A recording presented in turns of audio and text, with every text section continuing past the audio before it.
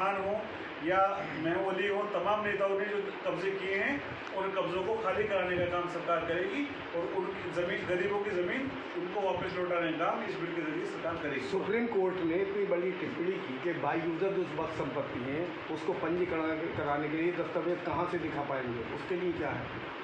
सरकार ने अपना जवाब दाखिल किया है, 5 तारीख को उस पर फैसला आएगा। लेकिन वक्फ बाई यूजर के अंदर व्यवस्था दी गई है कि जो कब्रिस्तान, जो मदरसे और जो इबादतगाह पुराने हैं, उनके कागज़ नहीं है लेकिन वो कब्रिस्तान में इस्तेमाल होते हैं, मदरसे में, मस्जिद में, उनके साथ कोई छेड़छाड़ नहीं की जाएगी। ये व्यवस्था है। कागज़ दिखाने के लिए जो कोर्ट ने कहा है उसका जवाब कोर्ट को सरकार ने दे दिया। तो बिल में ऐसा प्रोविज़न है?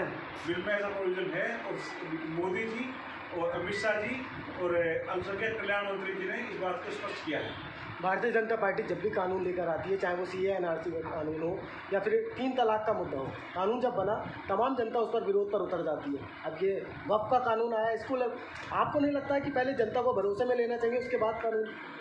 आज जब कोई कड़वी दवाई दी जाती है, क्योंकि वोट बैंक की राजनीति इस देश के अंदर थी और वोट बैंक के कारण सपा ने, कांग्रेस ने मुसलमानों की उन्हें गलत प्रथाओं को बंद करने का काम कभी नहीं किया जिनसे उनके बच्चों का लालन पालन हो सके।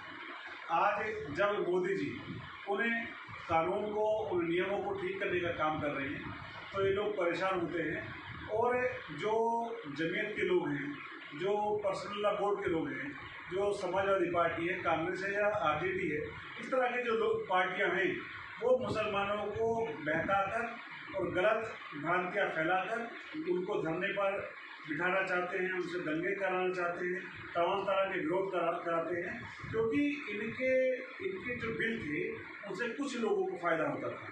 लेकिन जब भारतीय जनता पार्टी कोई बिल लेकर के आती है तो गरीब मुसलमान के लिए, पसमानदा मुसलमान के लिए, महिलाओं के लिए और सभी के लिए बिल लेकर के आती है। वो किसी खास व्यक्ति, खास लोगों के लिए बिल नहीं है। आपके अनुसार मुसलमान जो अब तक गलत प्रथा पर था, आप इससे समझिए कि जो वक्फ बाई यूजर की आपने बात की, उसके अलावा खाता ना वही, जो वक्फ है वही सही। आप किसी भी संपत्ति को, सरकारी संपत्ति को, किसी व्यक्ति की संपत्ति को बिना कोई कागज़ हुए, बिना बैनामा हुए आप वक्फ बोर्ड में दर्ज करा दें, तो वक्फ बोर्ड में दर्ज कराने के बाद आप उसके लिए कोर्ट में न जा पाएँ, आप उसका स्वामित्व खो दें, तो ये प्रथा गलत थी। अब व्यवस्था की गई है कि आप कोई भी व्यक्ति दान करना चाहता है तो पहले उसका बैनामा चाहिए, वो तहसीलदार से और डीएम से सर्टिफाई होगा, वो अनुमति देंगे तभी वो बोर्ड में कर पाएगा। क्योंकि लगभग 9000 कुछ ऐसी संपत्तियां हैं जो उत्तर प्रदेश के अंदर